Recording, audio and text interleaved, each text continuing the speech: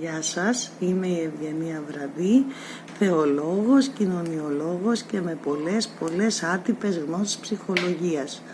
Σήμερα θα μιλήσουμε για τη μη λεκτική επικοινωνία. Υπάρχει τρόπος επικοινωνίας, ο οποίος δεν έχει καμία σχέση με τα λόγια. Ένα βλέμμα μπορεί να πει πολλά.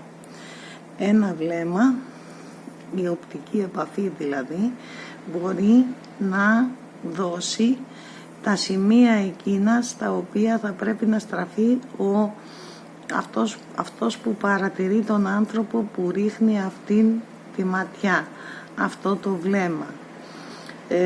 Μπορεί να είναι βλέμμα εμπιστοσύνης, μπορεί να είναι βλέμμα απόρριψης, μπορεί να είναι βλέμμα οποιασδήποτε μορφή συναισθήματος, το οποίο εμείς πρέπει να αποκρυπτογραφήσουμε και να το εξηγήσουμε. Οι εκφράσεις του προσώπου επίσης είναι ένας τρόπος μη λεκτικής επικοινωνίας. Σημαίνει ότι αν για παράδειγμα κάποιος είναι θυμωμένος, τεντώνονται οι μύες του και σπίγγει τα χείλη του προκειμένου να μην εκφράσει το έντονο αίσθημα θυμού το οποίο τον διακατέχει. Το σώμα μας, όταν το έχουμε ανοιχτό σώμα, σημαίνει εμπιστοσύνη, σημαίνει ελευθερία. Όταν το σώμα μας είναι σφιγμένο ή έχουμε τα χέρια μας σταυρωμένα στο στήθος, μπορεί να σημαίνει άμυνα, μπορεί να σημαίνει όμως και άνεση. Θα πρέπει κάποιος να εντρυφήσει λίγο σε αυτές τις επεξηγήσεις της τάσης του σώματος. Οι διάφορες χειρονομίες που κάνει κάποιος σημαίνουν διάφορα πράγματα.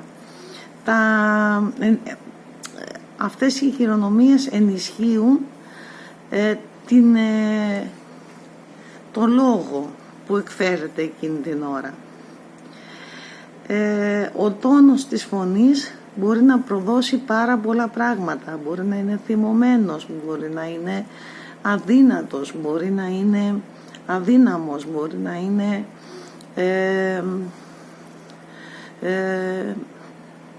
στενοχωρημένος. Ο τόνος της φωνής δίνει πολλά σημάδια για το πώς αισθάνεται ο άνθρωπος την ώρα που μιλάει. Η ίδια φράση μπορεί να σημαίνει κάτι διαφορετικό στο στόμα ενός ανθρώπου. Κάθε ανθρώπου μπορεί να σημαίνει κάτι διαφορετικό. Η μη λεκτική επικοινωνία επομένως είναι πάρα πολύ σημαντική να την γνωρίσουμε, να εξοικειωθούμε μαζί της, για να μπορούμε να καταλαβαίνουμε καλύτερα τι επιθυμεί ο άνθρωπος που είναι απέναντί μας να μας μεταδώσει ως συναίσθημα ή ως σκέψη που είναι άρρητη, που δεν μπορεί να την διατυπώσει με λόγια.